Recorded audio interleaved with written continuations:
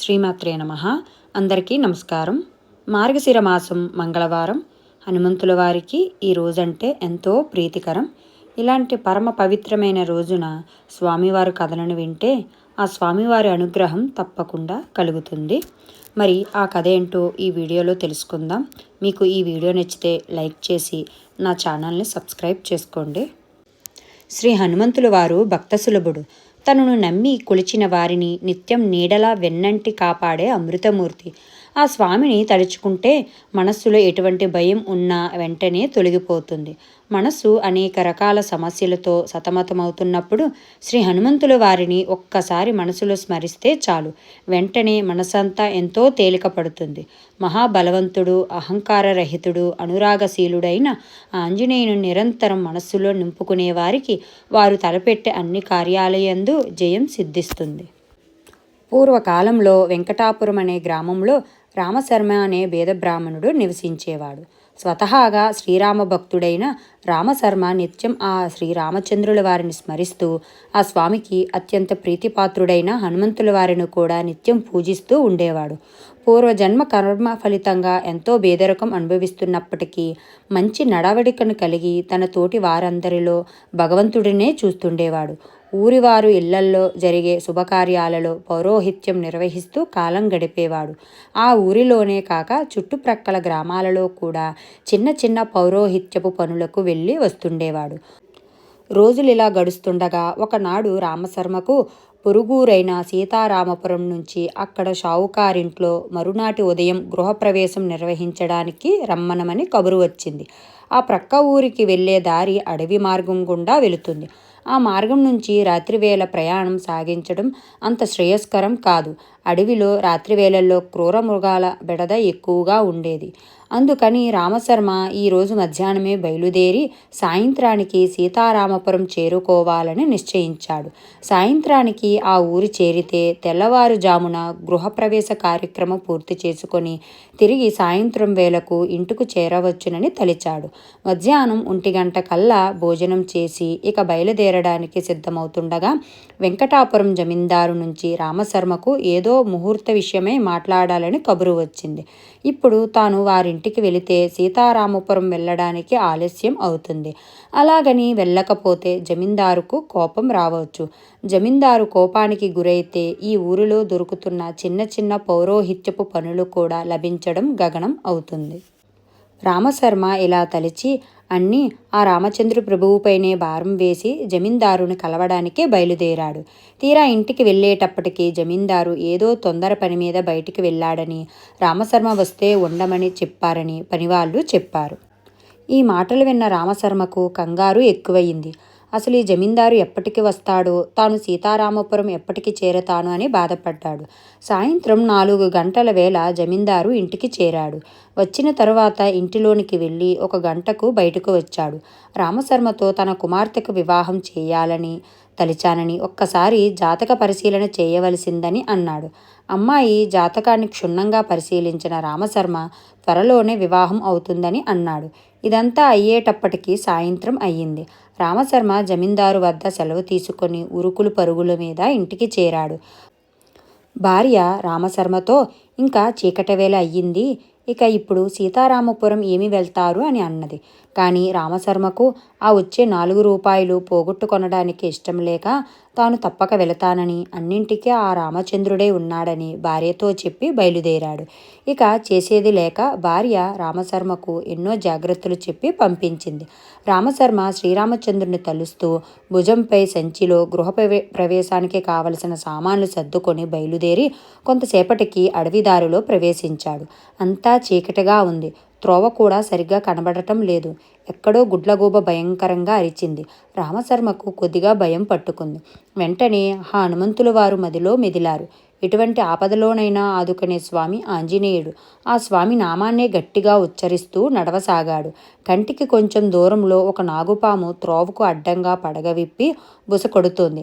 రామశర్మ ఉన్న చోటనే నించుని హనుమంతుల వారిని స్తుతిస్తూ ఆ పాముకు నమస్కరించాడు. అంతే ఆ పాము నెమ్మదిగా పడగదించి పక్కన ఉన్న పొదలలోనికి వెళ్ళిపోయింది. రామశర్మ తిరిగి తన నడక ప్రారంభించాడు. మరొక 10 నిమిషాలకు మించి అడవిదారి లేదనగా ఒక్కసారి ఎక్కడి నుంచో ఒక చిరుతపులి గట్టిగా గాంటిస్తూ రామశర్మ ముందు దూకింది. హఠాత్తుగా జరిగిన ఈ పరిణామానికి రామశర్మ హతాశుడయ్యాడు.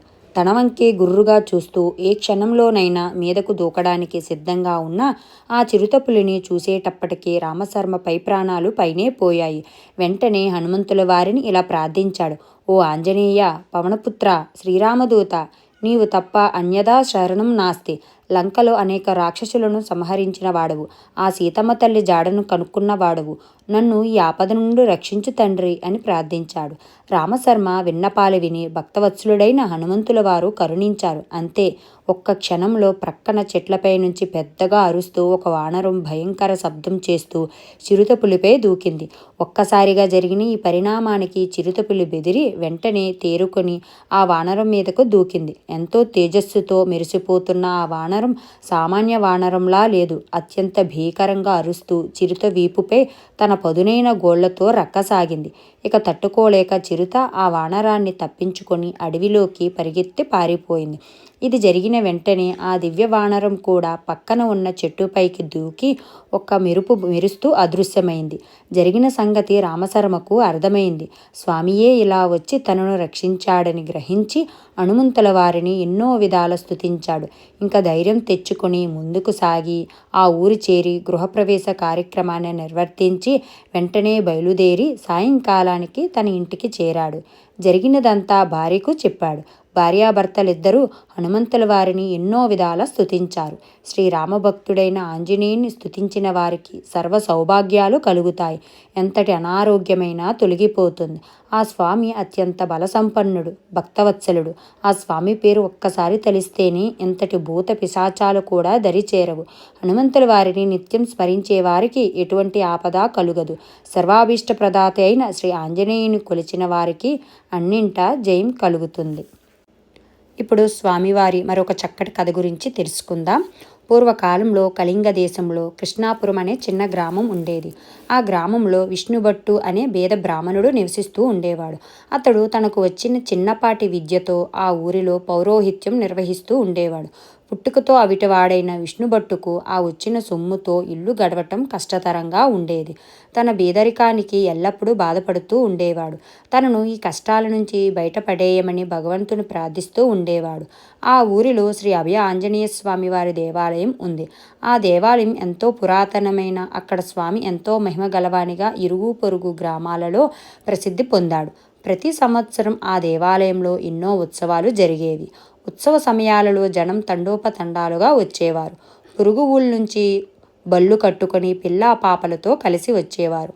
ఉత్సవం జరిగినన్ని రోజులు ఊరంతా పండగ వాతావరణం నెలకొనేది. శ్రీ ఆంజనేయ స్వామి వారి దేవాలయాన్ని రకరకాల పుష్పాలతో ఎంతో అద్భుతంగా అలంకరించేవారు. ప్రతి సంవత్సరం లాగానే ఆ ఏడు కూడా ఉత్సవాలు ఎంతో ఘనంగా జరుగుతున్నాయి. ప్రతిరోజు శ్రీ హనుమంతుల వారికి ఎన్నో ప్రత్యేక పూజలు నిర్వహిస్తున్నారు. సాయంత్రం వేళల్లో ఆలయ ప్రాంగణంలో భక్త బృందాలచే భజనలు జరుగుతున్నాయి.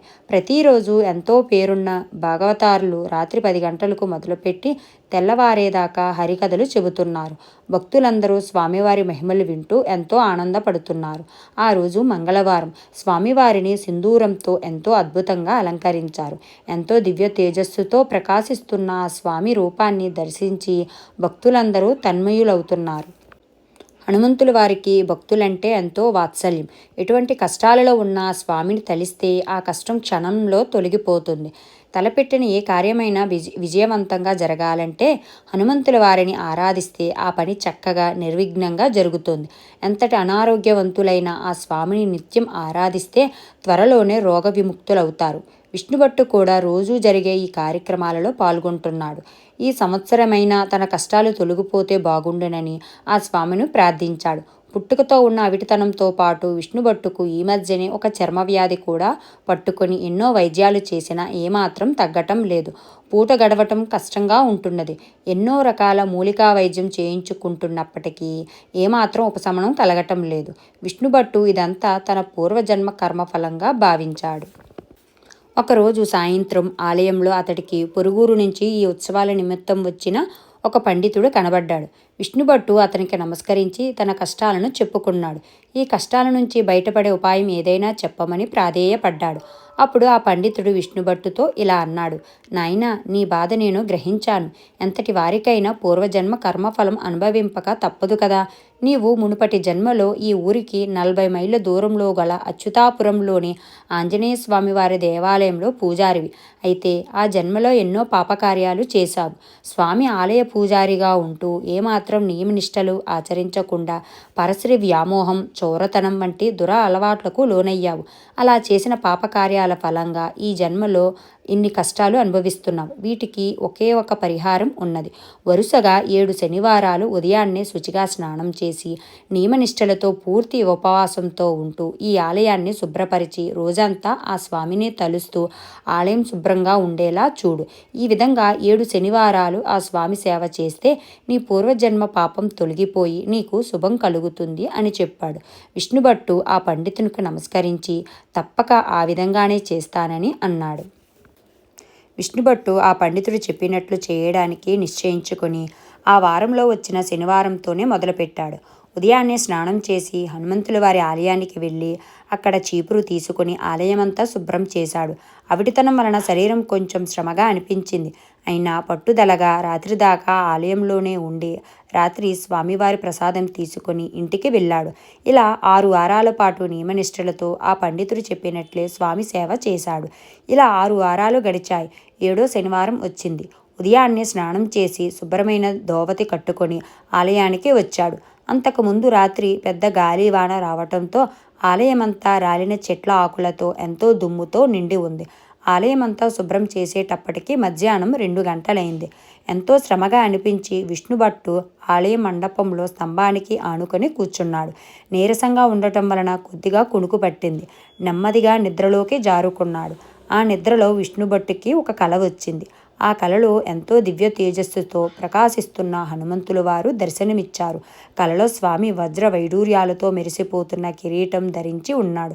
మెడలో ఎంతో ప్రకాశిస్తున్న కంఠాభరణం, అద్భుతమైన పూలమాల, చెవులకు దివ్యమైన సువర్ణ కర్ణాభరణాలు, చేతులకు కాళ్లకు బంగారు కడియాలు. ఆ స్వామి ఎన్నో దివ్యాభరణాలతో, దివ్య మందహాసంతో, కనులలో కరుణరసంతో విష్ణుభట్టుకి దివ్య దర్శనాన్ని ప్రసాదించాడు. విష్ణుభట్టు ఆ స్వామికి నమస్కరించి ఎన్నో విధాల స్తుతించాడు. ఆ స్వామి అనుగ్రహించిన అద్భుత దర్శనానికి ఆనందపడుతుండగా ఒక్కసారిగా మెలకువ వచ్చింది. కనులు తెరిచి కలలో అంతటి దివ్య దర్శనం జరిగినందుకు సంతోషపడుతుండగా ఎక్కడి నుంచి వచ్చిందో ఒక వానరం పక్కన ఉన్న చెట్టుపై నుంచి కిందకు దూకి విష్ణుభట్టు వద్దకు వడివడిగా వచ్చి తన చేతితో విష్ణుభట్టు వీపుపై ఒక్కసారిగా చరిచి అదే వేగంతో వెనుకకు పరిగెత్తి చెట్టు మీదకు దూకి క్షణంలో మాయమైపోయింది. ఒక్కసారిగా జరిగిన ఈ పరిణామానికి విష్ణుభట్టు నివ్వెరపోయాడు. ఒళ్ళంతా జలధరించింది. ఈ వానరం ఏమిటి, తన వద్దకు రావటం ఏమిటి అని తెలుస్తుండగా ఒక అద్భుతం గమనించాడు. తన అవిటితనం పూర్తిగా మాయమైంది. అంతేకాదు విష్ణుశర్మ చర్మవ్యాధి క్షణంలో మాయమైంది. శరీరమంతా ఎంతో శక్తి వచ్చినట్లు అనిపించింది. ఇదంతా హనుమంతుల వారి అనుగ్రహంగా గమనించాడు. వచ్చినది సాక్షాత్ తనకు కలలో కనబడిన ఆనంద ఆంజనేయునిగా గ్రహించాడు. ఆహా ఆంజనేయ, ఆనందస్వరూప, భక్తవత్సల, ఇన్నాళ్లకు నన్ను అనుగ్రహించావా తండ్రి, నీకివే నా నమస్కారములు. ఓ కరుణామూర్తి, ఓ పవనపుత్ర, నీకివే నా ప్రణామములు. ఓ భక్తాదీన, ఓ ఆశ్రిత జనరక్షక, నీకివే నా నమస్కారాలని ఎన్నో విధాల ఆ స్వామిని కొనియాడాడు. ఆ విధంగా విష్ణుభట్టు పూర్తి ఆరోగ్యం లభించిన వాడే ఆ తరువాతి కాలంలో గొప్ప పురోహితునిగా ఎంతో పేరు ప్రఖ్యాతులు గడించి ఎంతో ధనం సంపాదించాడు. విష్ణుభట్టు కుటుంబం అంతా శ్రీ ఆంజనేయుల వారిని సేవిస్తూ జీవించినంత కాలం సుఖ సంతోషాలతో ఆనందంగా జీవించారు. హనుమంతుల వారు భక్తసులభుడు. తనను నమ్మిన వారిని ఎటువంటి కష్టాల నుంచైనా బయటపడవేసే భక్తవత్సలుడు. ఏ భక్తుడు తనను నిష్కల్మషమైన భక్తితో ఆరాధిస్తాడో అతనిని తన దివ్య దర్శనంతో ఆనందంలో ముంచెత్తుతాడు. తనను నిర్మల మనస్సుతో కొలిచిన వారిని ఎల్లవేళలా కాపాడుతూ ఉంటాడు. ఆ స్వామినే నిత్యం స్మరించే వారికి ఎటువంటి ఆపదలు కలుగవు. సర్వకార్యాలయందు జయం కలుగుతుంది. సర్వే జన సుఖినో భవంతు.